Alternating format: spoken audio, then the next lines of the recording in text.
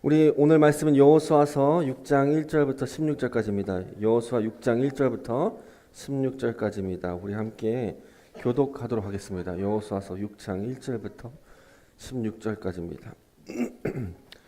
교독하겠습니다.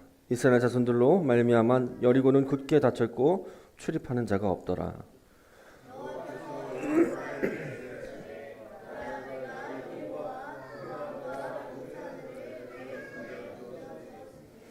너희 모든 군사는 그 성을 둘러 성 주위를 매일 한 번씩 돌되 엿새 동안을 그리하라.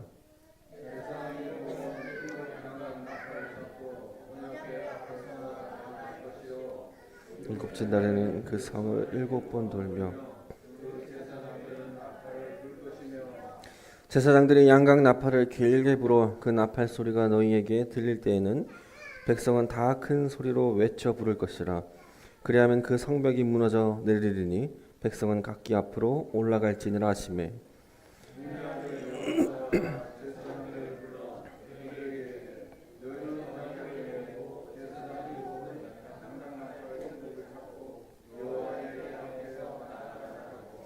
또 백성에게 이르되 나아가서 그 성을 돌되 무장한 자들이 여호와의 궤 앞에서 나아갈지라 하니라.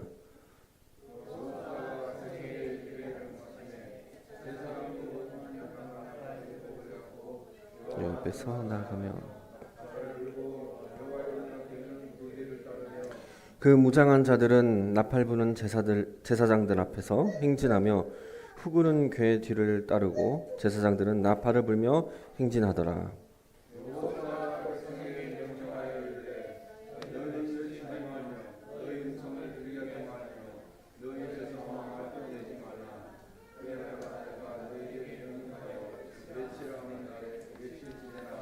여호와의 궤가 그 성을 한 번에 돌게 하고 그들이 진영으로 들어와서 진영에서 자니라. 여호수아가 아침에 일찍 일어나니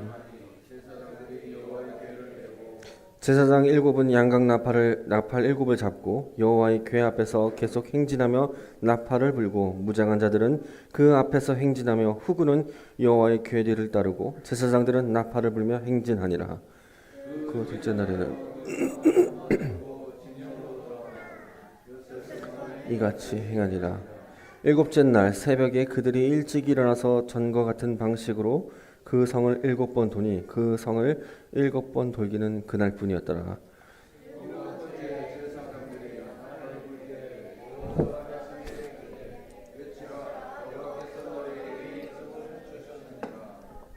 아멘. 네. 자, 우리 설교 시간 아이들 잠깐 집중하거나 너무 방해가 되면 안에 들어가시면 됩니다. 왜냐하면 또 이 예배가 아이들에게 같이 온 가족이 드리는 예배이기도 하지만 또 경건한 예배이기 때문에 또 거룩한 예배이기 때문에 하나님 말씀 집중하는 데는 필요하지 않나 생각됩니다. 성도 여러분, 오늘 우리 이 교회가 13주년 됐습니다. 13주년 됐어요. 13년이라는 시간은 짧지 않습니다. 길지도 않겠지만 짧지도 않겠죠. 13년 돌아보면 기쁨도 있었고 슬픔도 있었고 웃음도 있었고 눈물도 있었습니다. 그럼에도 불구하고 우리가 함께 예배한다는 것은 다 하나님의 은혜입니다.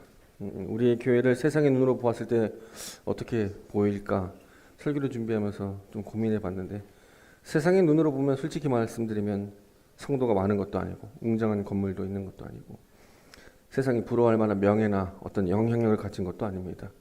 세상의 기준으로 바라보면 초라하고 보잘것없는 교회일 수 있습니다. 그래서 사탄은 지금도 우리에게 늘 속삭입니다. 이 정도밖에 안 되냐? 13년 됐으면 이 세상에서 살아남으려면 좀 더 강해져야 하는 거 아니냐라는 그 어떤 유혹과 속삭임이 있습니다. 그러나 오늘 저는 여러분과 함께 이 여호수아를 통해서 하나님이 우리 교회에게 말씀하시는 음성을 듣고자 합니다. 사실 여호수아의 이야기는 이스라엘 백성만의 이야기가 아니라 바로 오늘날 처해 있는 우리 성도들의 이야기이기도 합니다. 우리 함께 여호수아 6장 1절 다시 한번 읽어보겠습니다. 6장 1절입니다. 함께 읽겠습니다. 여리고는 이스라엘 자손들로 말미암아 굳게 닫혔고 출입하는 자가 없더라. 여리고 성이 어떻다고 하죠? 굳게 닫혔다네요. 굳게 닫혔다네요. 히브리 원문으로 읽어보면 이 동사가 2번 반복됩니다. 다시 번역하면 이렇게 읽을 수 있겠습니다. 굳게 닫혔고가 아니라 닫혔고 닫혔습니다. 닫혔고 닫혔습니다. 다시 말해서 여리고의 성은 완전히 봉쇄되었습니다. 즉 뭐냐면 이 여리고 성을 이길 만한 강력한 요새는 없다는 겁니다. 고고학적 발굴에 따르면 이 여리고 성이 어떻게 생겼냐면 성벽은 이중구조라고 합니다. 이 성벽이 이중구조고 두께만도 수미터에 다다른다고 합니다. 외성과 내성 사이에 병사들이 거주할 수 있는 구조도 되어 있고 24시간 동안 이 병사들이 이 외성과 내성 사이에서 적군이 왔을 때 공격할 수 있는, 그래서 어떤 군대도 쉽게 함락할 수 없는 요새라고 합니다. 반면 이스라엘 백성은 어떤 상황입니까? 그들은 40년 동안 광야에서 떠돌았던 자들이었습니다. 조직적인 전쟁을 경험해 본 적도 없고 그냥 노예 출신의 백성들이었습니다. 그들의 눈앞에 여리고는 그야말로 불가능의 상징입니다. 어떻게 저 성을 넘지? 어떻게 저 성을 지나치지? 이 질문이 백성들의 마음을 짓눌렀을 겁니다. 아마 성도 여러분, 우리 앞에도 수많은 여리고가 있습니다. 그렇죠? 어떤 분에게는 결코 해결되지 않을 것 같은 가정의 문제가 있는 그와 같은 여리고가 있을 거고, 어떤 분에게는 수년째 넘어서지 못하는 경제적 어려움의 여리고가 있을 겁니다. 어떤 분에게는 회복되지 않는 건강이, 어떤 분에게는 채워지지 않는 관계의 공허함이라는 여리고가 있을 겁니다. 그리고 오늘 이 우리 하늘시민교회에도 여리고가 있습니다. 그렇다면 이 수많은 여리고성 앞에서 우리는 어떻게 대처해야 될까? 어떻게 살아야 될까? 여리고 성 앞에 선 이 이스라엘 백성들 한번 상상해 봅시다. 자, 그 앞에 섰던 이스라엘 백성들에게 하나님은 어떤 명령을 요구하실까? 여호수아서 6장 3절입니다. 3절부터 5절까지 한번 봅시다. 6장 3절에서 5절까지입니다. 너희 모든 군사는 성을 둘러 성 주위를 매일 한 번씩 돌되 엿새 동안을 그리하라. 제사장 7은 7 양각 나팔을 잡고 언약궤 앞에서 행하고 7째 날에는 성을 7번 돌며 그 제사장들은 나팔을 불 것이며 그들이 양각 나팔을 길게 불어 그 나팔 소리가 너희에게 들릴 때는 백성은 다 크게 소리질러 외칠 것이라.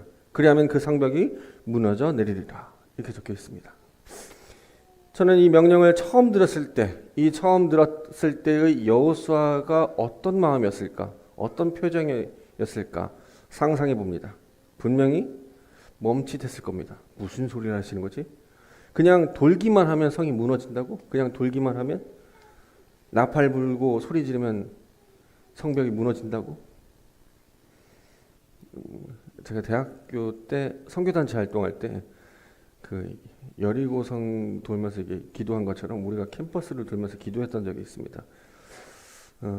그렇게 돌면 하나님이 우리에게 캠퍼스를 주신다. 뭐 이런 믿음으로 한 것 같아요. 여리고 그 앞에 선 이스라엘 백성들도 이와 같은 마음이었겠죠. 근데 군사 전문가라면, 경험 많은 장군이라면 이 명령은 쓸모없는 명령입니다. 전략적으로 아무 의미가 없어 보이는 명령입니다. 세상의 방법으로 여리고성을 공략하려면 어떻게 해야겠습니까? 공성무기를 만들어야겠죠. 성문을 박살낼 대포와 같은 것도 만들어내겠죠. 성벽을 기어오를 사다리도 만들어야 됩니다. 성 안에 심지어 스파이도 심어둬야 됩니다. 아니면 장기전으로 갈 수 있으니까 식량을 보급할 보급할 수 있는 것들도 짜야 되고, 상대방의 식량을 보급을 끊는 포위 작전도 써야 할 겁니다. 이것이 세상의 논리고 세상의 방법입니다. 그런데 하나님은 뭐라고 말하죠? 하나님 뭐라고 말하죠? 성벽을 돌으라고만 합니다. 돌라고만 합니다. 세상적으로 아무 세상의 상식으로는 납득할 수 없는 명령입니다. 그런데 하나님은 그냥 돌으라고 합니다. 하나님이 이 명령을 통해 요구하시는 게 뭘까요? 땅 밟기 기도하라는 것일까요? 땅 밟고 기도하면 하나님이 주신다는 그것일까요? 아닙니다. 그렇다면 무엇을 말하는 걸까요? 뭘 말하는 것 같아요? 그냥 돌으라고 하는 게 무슨 의미일 것 같아요? 전적인 순종입니다. 뭐라고요? 순종입니다. 이해가 되어야 따르는 게 아닙니다, 여러분들. 여러분 신앙의 이해에 대해서 따르는 게 아니죠. 하나님이 말씀하셨으니까 따르는 겁니다. 그게 순종이죠. 세상의 논리로 자신의 머리로 평가하지 않고 오직 하나님 말씀을 붙잡고 따라가는 것. 여러분, 이것이 순종의 핵심입니다. 그런데 어떻게 돌라고 하십니까? 도르라고 하는데 어떻게 돌라고 할까요? 10절을 보면 이렇게 나옵니다. 여호수아가 백성에게 명령하이로되 너희는 외치지 말며 너희 음성을 들리게 하지 말며 너희 입에서 아무 말도 내지 말라. 그리하다가 내가 너희에게 외치라 하는 날에 외칠지라. 무슨 말일까요? 도르라고 합니다. 아무 말도 하지 말랍니다. 침묵하라고 말합니다. 불평하지 말라고 말합니다. 의문도 제기하지 말라고 말합니다. 그냥 걸으랍니다. 아무 말 하지 말고.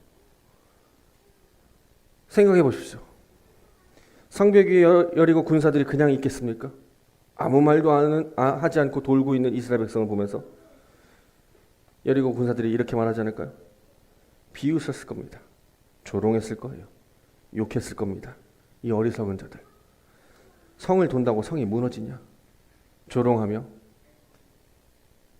욕하며 이스라엘 백성에 손가락질했겠죠. 그러나 하나님 뭐라고 말합니까? 입을 닫고 걸으라고 말합니다.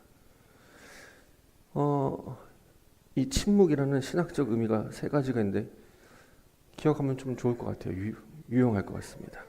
여러분, 침묵은 자기 부인입니다. 뭐라고요? 자기 부인이에요. 전쟁터에 나선 군사들이 함성 하나 지르지 못하는 것은 나의 감정, 나의 판단, 내 의지를 내려놓는 행위입니다. 내가 보기에는 이렇게 해야 맞는데 라는 생각을 입 밖에 내지 않는 것.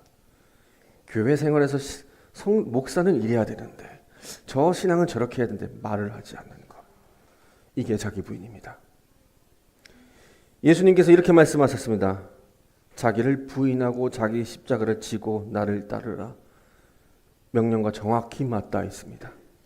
둘째로 침묵은 뭘 말하냐면 하나님께 집중하는 행위입니다. 인간의 소리가 멈추고 하나님의 목소리가 들립니다.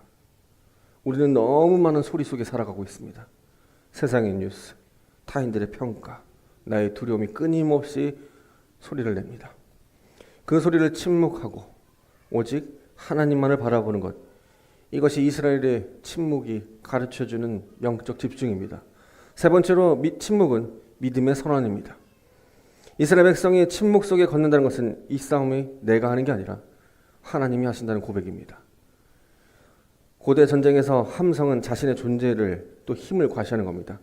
혹시 영화 같은 거 보면 고대 전쟁에 싸울 때 군인들이 가만히 침묵하지 않습니다. 와 하면서 함성을 지릅니다. 자기 수를 보여주는 겁니다. 근데 조용합니다. 과시하지 말랍니다. 함성을 멈춘다는 것은 뭡니까? 내 힘을 내려놓고 하나님의 힘을 기다린다는 신앙 고백입니다. 이것이 바로 히브리서 11장에도 이것을 표현하고 있습니다. 믿음으로 7일 동안 여리고성을 도니까 성이 무너졌습니다. 라고 기록되어 있습니다. 그래요. 순종은 내가 이해한 다음에 하는 게 아닙니다. 순종은 모든 조건이 맞춰져야 하는 게 아닙니다. 순종은 아무것도 이해해야 되지 않는 상황에서 아무것도 보이지 않는 어둠 속에서 그래도 한 걸음 내딛는 것입니다. 그런데 그렇게 순종하기 참 힘듭니다. 너무 힘듭니다. 왜냐하면 세상이 그렇게 가만 내두지 않습니다. 세상은 끊임없이 우리들에게 말합니다. 더 많이 가져야 한다고, 더 강해져야 한다고, 더 영리하게 처세해야 한다고. 기도가 밥 먹여주냐? 말씀이 밥 먹여주냐? 기도 많이 한다고 아이들이 지혜로워지냐? 세상은 실력과 능력으로 살아가는 것이다 라고 말합니다. 이 목소리가 너무나 강력합니다. 주변을 보면 세상의 기준으로 사는 사람들이 더 잘 되는 것처럼 보입니다. 그러니 우리도 그렇게 살아야만 할 것 같습니다. 아니, 세상의 기준보다 더 많이 노력하고 더 많이 가져야만 이 세상에서 살아남을 수만 있을 것 같습니다. 그 압박감 속에서 우리는 하나님께 순종하는 일을 뒤로 미루게 됩니다. 그러나 하나님 말씀합니다. 나는 너희가 그렇게 살기 원하지 않는다고. 세상의 기준으로 살아가는 것보다 나에게 전적으로 순종하는 것이 더 위대하다고 말씀합니다. 사무엘상 15장 22절에 이렇게 말하죠. 순종이 제사보다 낫고 듣는 것이, 하나님 말씀을 듣는 것이 순양의 기름보다 나으니. 하나님이 원하시는 게 무엇입니까? 우리의 잘됨이 아닙니다. 우리는 이렇게 생각합니다. 하나님, 저 세상에서 성공했어요. 비록 세상에 살기 위해 잠시 하나님을 잊고 살았던 적이 있었지만 그래도 하나님, 여기까지 온 거 다 하나님의 은혜예요. 하나님, 제가 그래도 성공했기 때문에 헌금 많이 하잖아요. 하나님, 내가 성공했기 때문에 교회에 많은 보탬이 되잖아요 라고 말하고 싶어 합니다. 그러나 하나님은 성공을 위해 순종하지 않는 것을 오히려 싫어합니다. 하나님은 가난해도, 여러분 성공하지 않아도 하나님 말씀에 순종하는 자를 더 원하십니다. 교회도 마찬가지입니다. 화려한 예배 형식이 아닙니다. 웅장한 건물이 아니에요. 많은 성도 수가 아닙니다. 하나님이 원하시는 것은 저와 여러분 각자 한 사람 한 사람이 하나님께 순종하는 것입니다. 누구는 순종만을 말합니다. 제가 순종만을 말하는 게 아닙니다. 예배도 중요합니다. 예배를 질타하는 게 아니라 순종 없는 예배가 중요하지 않는 거죠. 순종하면서 예배를 드려야 되는 게 오늘날 우리 그리스도인들이 되길 원하는데 그렇지 않는다는 거죠. 그렇습니다. 여리고 성을 무너뜨린 것은 이스라엘 군대의 군사력이 아닙니다. 특별한 무기가 아닙니다. 이스라엘 백성의 순종으로 인한 하나님의 능력으로 인한, 그래서 그것으로 인해 성이 무너뜨려진 겁니다. 여기에 신앙의 역설이 있습니다. 우리가 더 강해져서 하나님을 도와드리는 게 아닙니다. 우리가 더 잘 돼서 하나님께 영광 돌리는 게 아닙니다. 우리가 순종할 때 하나님이 우리를 통해 하나님의 역사를 이루는 겁니다. 그런데 하나님께 전적으로 순종하는 것은 참 아까 말한 것처럼 말처럼 쉽지 않습니다. 우리는 세상 속에 살고 있기 때문에 세상은 끊임없이 말합니다. 지금도 말합니다.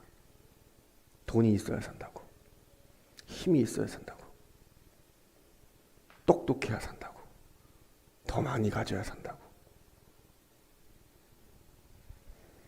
매일 우리는 그 귀에 그 소리를 듣고 삽니다. 그래서 우리는 이런 생각을 갖게 됩니다. 하나님 말씀대로 살다가 쫄딱 망하면 어떡하지? 하나님 말씀대로 살다가 이 경쟁사회에서 뒤처지면 어떡하지? 하나님 말씀으로 살다가 다 내려놓다가 나에게 아무것도 남지 않으면 어떡하지? 그런데 심각한 것은 사탄이 이것을 이용한다는 겁니다. 사탄은 지금도 하나님의 자녀들에게 속삭입니다. 하나님 믿어봤자 세상에서는 힘없는 패배자야. 하나님 말씀대로 살면 망한다. 세상의 방식으로, 세상의 이치대로 살아야 되는 거 아니냐. 사탄은 이 메시지를 아주 그럴듯한 포장으로 우리에게 가져옵니다. 그러나 오늘 본문을 보십시오. 이스라엘 백성이 여리고 성을 6일 동안 돌았을 때 아무 일도 일어나지 않았습니다. 한 번 돌았을 겁니다. 첫 번째 날 돌았는데 아무 일이 일어나지 않았어요. 두 번째 날도 아무 일이 일어나지 않습니다. 셋째 날, 넷째 날, 다섯째 날까지 아무 일이 일어나지 않았어요. 그때 사탄은 말할 겁니다. 봐라, 그렇게 순종한다고 뭐 이루어지냐? 아무 소용이 없지 않느냐? 하나님은 이 여리고성 전투 이전에 여호수아에게 무엇이라고 말씀하냐면 이렇게 말씀합니다. 이 여리고성을 앞에 두고 이제 이스라엘 백성들을 가나안 땅으로 인도하여 갈 때 하나님께서 말씀하신 말씀이 1장 6절에 이렇게 되어 있습니다. 1장 6절에서 9절까지 이런 말씀이 있습니다. 강하고 담대하라. 강하고 담대하라. 두려워하지 말면 놀라지 말라. 네가 어디로 가든지 내 하나님 여호와가 너와 함께 하느니라. 강하고 담대하라고가 이 세 구절 안에 3번이나 들어갑니다. 하나님 왜 이 말씀을 하셨을까? 여호수아가 두려웠을 겁니다. 여호수아도 두려웠을 거예요. 그가 초인이 아니잖아요. 앞이 보이지 않습니다. 이스라엘 백성을 인도했던 모세는 죽었습니다. 두렵습니다. 떨립니다. 어떻게 해야 될지 감당할 수가 없습니다. 그때 하나님 말씀합니다. 그 두려움 속에서도 강하고 담대하라고. 여러분, 담대함은 두려움이 없는 상태를 말하는 게 아닙니다. 담대한 자가 두려움이 없는 게 아닙니다. 담대함은 두려움이 있음에도 불구하고 하나님을 더 크게 바라보는 겁니다. 두렵지만, 내 마음은 두렵지만 하나님이 더 크기 때문에 담대하게 나가는 거죠. 두렵지만 하나님 말씀이 더 크다는 것을 믿고 한 걸음 내딛는 것, 여러분, 그것이 담대한 것입니다. 여기서 중요한 것을 짚고 넘어가야 됩니다. 제가 말씀드린 것은 하나님께의 순종이 하나님께 순종하는 것이 세상을 완전히 등한시하고 포기하고 외면하고 살라는 게 아닙니다.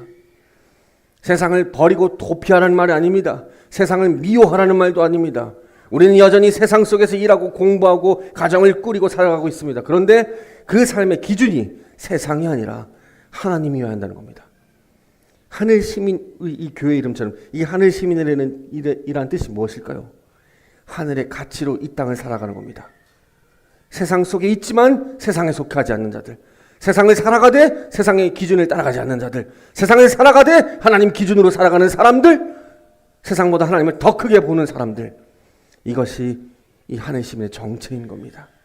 이스라엘 백성도 가나안 땅에서 살아야 했습니다. 세상을 떠나는 것이 목표가 아닙니다. 어차피 가나안 땅에 들어가서 살아갈 때도 세상 속에서 살아갑니다. 그들이 세상 속에 살아갈 때 세상의 방식이 아니라 하나님의 방식으로 가나안에서 살아가야 됩니다. 이 하늘 시민 교회도 이 세상 속에서 하늘 시민으로 살아가야 됩니다. 소금이 짠맛을 잃으면 소금이 아닙니다. 성경을 보면 하나님은 연약한 자를 사용합니다. 보잘것없는 자들을 사용하세요. 우리는 강하고 힘있고 능력이 있는 자를 사용하는데 하나님은 연약한 자를 사용합니다. 왜 그럴까요? 왜 연약한 자를 사용할까요? 여리고 성을 무너뜨리면 이스라엘 백성을 구출하는 게 아니라 차라리 애굽 백성을 택했어야죠. 왜 이스라엘 백성을 하나님께서는 택하셨을까요? 고린도전서 1장 27절 이렇게 말합니다. 하나님께서 세상에 미련하는 것들을 택하사 지혜 있는 자들을 부끄럽게 하려 하시고 세상의 약한 것들을 택하사 강한 것들을 부끄럽게 하려 하신다. 하나님은 강한 자를 통해 역사하는 게 아닙니다. 하나님은 연약한 자를 통해 역사하심으로 세상의 강한 자들의 방식이 잘못되었구나라는 것을 보여주는 겁니다. 이게 하나님의 방법입니다. 다윗을 생각해 보십시오. 그는 이스라엘 군대에서 가장 어리고 작은 자였습니다. 골리앗 앞에 섰을 때 그에게 갑옷도 없고 창도 없었어요. 물맷돌 5개로 그는 골리앗을 상대했습니다. 세상의 논리로는 이것이 싸움이 될 수 없습니다. 그러나 다윗의 물맷돌이 골리앗의 이마를 꿰뚫습니다. 하나님이 그와 함께 하셨기 때문이죠. 사사기에 보면 기돈이 나옵니다. 하나님은 32,000명의 군대를 300명으로 줄이셨습니다. 세상의 논리로는 완전히 사살행위죠. 그러나 하나님은 말씀합니다. 너희가 너무 많다고 많이 가져간다고 이길 것 같아. 아니야. 너의 능력으로 하는 게 아니라 내가 할 거야 라고 말합니다. 그렇게 연약한 이스라엘 백성이 여리고성을 7번째 돌고 나팔을 불 때, 그리고 함성을 지를 때 무슨 일이 일어납니까? 여호와서 6장 20절에 이에 백성은 외치고 제사장들은 나팔을 불매 백성이 나팔 소리를 들을 때에 크게 소리질러 외치니 성벽이 무너져 내린지라. 성벽이 무너져 내렸답니다. 그 두려움 가운데 담대함으로 그리고 침묵하며 하나님께 전적으로 순종으로 성벽이 무너졌답니다. 놀라운 일이죠. 고고학자들이 여리고성이 진짜 무너졌을까? 밖에서의 공격은 없었을까? 살펴보니 밖에서의 공격이 없었답니다. 여리고성은 안에서 무너졌다고 말합니다. 안에서. 이게 하나님 일하는 방식입니다. 혹시 이렇게 생각하는 분이 계십니까? 하나님께 순종하면 여리고성이 무너진 것처럼 내 인생의 문제가 잘 해결되겠지? 하나님께 순종하면 사업이 번창하겠지? 하나님께 순종하니까 건강이 회복하겠지? 하나님께 순종하니 관계가 회복되겠지라고 생각하십니까? 또는 하나님께 순종하면 우리 교회가 성장하겠지? 하나님께 순종하면 성도가 더 많아지겠지? 하나님께 순종하니까 세상에 감당할 수 없는 권력과 힘도 갖겠지? 만약에 그것이 여리고성이 무너지는 것이라면 결국 순종의 목적이 잘못됐다는 겁니다. 그러나 오늘 감히 그 생각이 이 일을 제가 제기하는 겁니다. 역사 속에서 교회가 세상의 권력과 힘을 합쳐서 교회가 커졌습니다. 중세시대 때 교회가 커졌어요. 점점 커졌습니다. 그런데 어떻게 됐죠? 오히려 타락했습니다. 하나님을 보지 않고 돈을 보게 되었습니다. 중세 교회의 막강한 권력을 가졌지만 그 권력이 교회를 부패하게 했습니다. 교회의 크기, 성도의 숫자, 세상적 영향력, 이것들이 하나님이 일하시는 척도가 아닙니다. 그렇다면 오늘날 여리고성이 무너진다는 것이 도대체 무엇을 말하는 걸까요? 오늘날 여리고성이 무너진다는 게 무엇을 말하는 걸까요? 여리고성이 무너진다는 것은 세상의 권세와 가치 체계가 하나님 백성 앞에서 그 힘을 잃는다는 것입니다. 자, 에베소서 6장 이런 말합니다. 우리의 씨름이 혈과 육이 아니라 통치자들과 권세자들과 이 어둠의 세상 주관자들과 하늘에 있는 악한 영들을 상대하는 것이라 라고 말합니다. 그렇다면 이 시대에 무너져야 할 여리고성은 무엇입니까? 그것은 세상의 가치가 하나님의 가치보다 더 크다는 거짓된 신념입니다. 돈이 있어야 안전하다는 두려움의 성벽입니다. 강해야 살아남다는 세상의 논리입니다. 하나님을 믿어도 결국 세상 방식으로 살아야 한다는 불신의 성벽이 무너져 내려야 됩니다. 이 시대의 여리고성이 무너진다는 것은 그 거짓된 성벽들이 우리 안에 무너지는 겁니다. 하나님께 순종한 삶 속에서 세상의 기준이 전부가 아니구나, 하나님의 방법이 더 참되구나를 경험하는 겁니다. 세상이 아무리 우리를 흔들어 놔도, 사탄이 아무리 우리를 조롱하고 유혹해도 두려움 상벽이 우리를 가두지 못하게 되는 것입니다. 따라서 이 시대의 여리고성이 무너진다는 것은 세상이 아무리 흔들려도 우리가 세상에 무너지지 않는 겁니다. 세상이 여러분들을 아무리 유혹해도 하나님께 순종하는 세상이 감당할 수 없는 믿음을 갖게 되는 겁니다. 가난해도 기뻐할 수 있고, 연약해도 담대할 수 있고, 작아도 흔들리지 않는 그 믿음, 이것이 세상이 감당할 수 없는 믿음이고, 이것이 진정한 여리고성이 무너진 겁니다. 히브리서 11장은 믿음의 영웅들을 소개하면서 이렇게 말합니다. 이런 사람들은 세상이 감당하지 못한대요. 이들이 세상이 감당하지 못한 사람들의 이유가 뭐냐면 이렇게 말합니다. 힘이 있어서, 지혜가 많아서, 지식이 많아서, 영향력이 세져서, 힘이 세져서, 권력이 많아서? 아니요. 거기 히브리서 11장 38절 이렇게 말합니다. 그들의 삶은 뭐였냐면 광야와 산과 굴 속에 유리하며 살았답니다. 근데 히브리 기자는 이렇게 말합니다. 이들이 세상이 감당하지 못하는 자다라고 말합니다. 그들의 삶은 이 세상 속에서 보잘것없지만 하나님이 보시기에는 세상을 이겼다고 말합니다. 그러나 그들은 세상에 줄 수 없는 것을 하나님으로부터 받았다라고 말합니다. 두려움을 이기는 믿음들, 상황을 초월하는 평안들, 세상의 압박에도 흔들리지 않는 그 정체성, 이것을 세상에 감당할 수 없는 겁니다. 우리 하늘시민교회가 이런 교회가 되기를 소망합니다. 사도 바울이 고백했습니다. 감옥에서 매질을 당하며 죽을 고비를 수없이 넘기면서 그는 이렇게 고백합니다. 빌립보서 4장 12절에 내가 비천에 처할 줄도 알고 풍부에 처할 줄도 알아. 모든 일 곧 배부름과 배고픔과 풍부와 궁핍에도 처할 줄 아는 일체의 비결을 배웠노라. 내게 능력 주시는 자 안에서 내가 모든 것을 할 수 있느니라. 사람들은 뒷부분만 기억하죠. 내게 능력 주시는 자 안에서 내가 모든 것을 할 수 있대. 무슨 얘기일까요? 가난에서도 순종할 수 있고, 궁핍해도 순종할 수 있고, 부할 때도 하나님을 의지할 수 있고, 잘 돼도 하나님을 의지하는 것. 그래서 나는 주님께서 주시는 그 능력으로 언제든지 주께 충성되이 살아갈 수 있는 일체의 비결을 알고 있습니다 라는 겁니다. 자기는 현실이 지금 감옥에 있는데 내게 능력 주시는 자에서 내가 모든 것을 할 수 있답니다. 이것이 세상이 감당할 수 없는 믿음입니다. 어떤 상황이 와도 하나님 나와 함께 하신다는 확신으로 무너지지 않는 것, 이것이 이 시대의 여리고성이 무너지는 것입니다. 사랑하는 성도 여러분, 오늘 우리 교회 창립 13주년을 맞았습니다. 지금까지 목회를 설교문을 쓰면서 돌아봤습니다. 여러분과 함께 신앙생활을 하면서 기쁨이었고 감동이었습니다. 연약한 이 교회에 충성스럽게 섬기시는 집사님들을 보면 목회자가 참으로 행복합니다. 기쁩니다. 때로는 공동체를 떠나거나 신앙생활을 방황하는 지체를 보면 너무나 마음이 아픕니다. 우리는 10년간 청년 시절의 공간을 대하며 돌아다니면서 함께 공동체 생활하다가 이곳에서 이제 3년을 맞이해 갑니다. 교회를 섬기시는 우리 성도님들을 보면 목회자로 참 자랑스럽습니다. 그러나 현재 검단 신도시로 와서 부푼 기대와 지역교회로서 성장하고자 하는 소망이 있지만 그렇게 되지 않은 상황을 봤을 때 힘들기도 합니다. 그러나 성도 여러분, 여러분의 믿음과 신앙은 여호수아처럼 강하고 담대한 믿음임을 믿습니다. 그래요.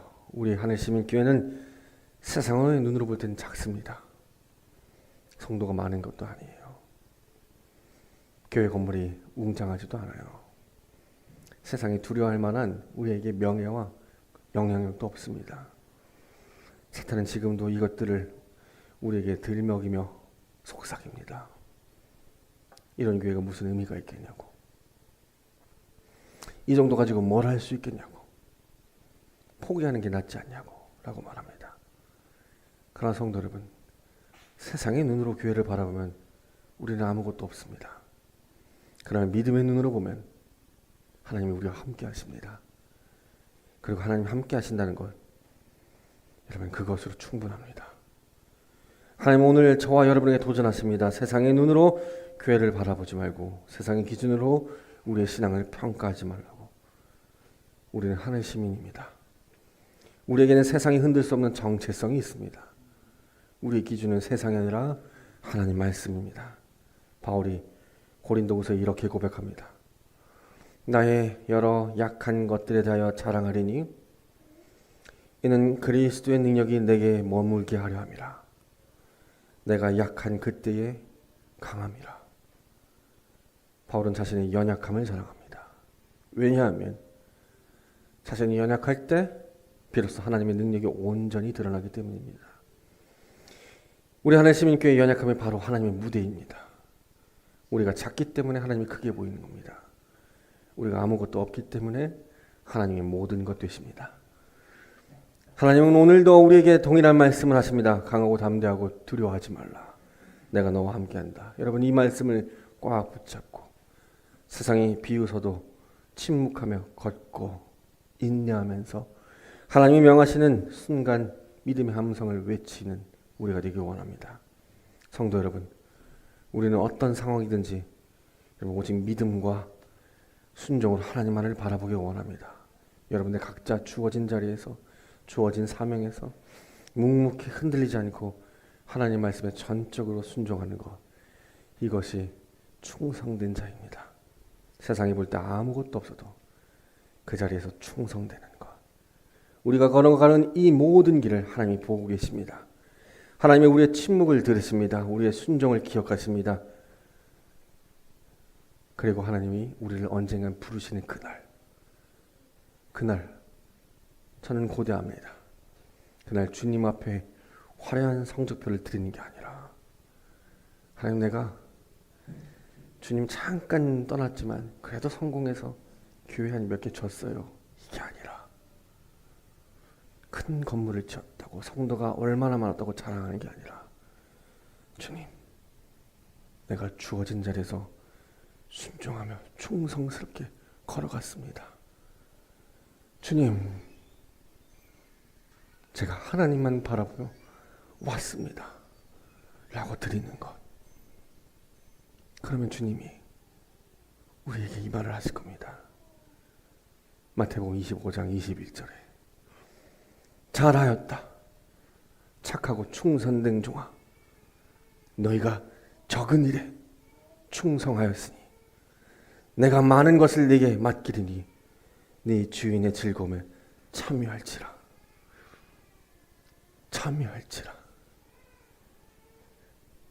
잘하였다 착하고 충성된 종아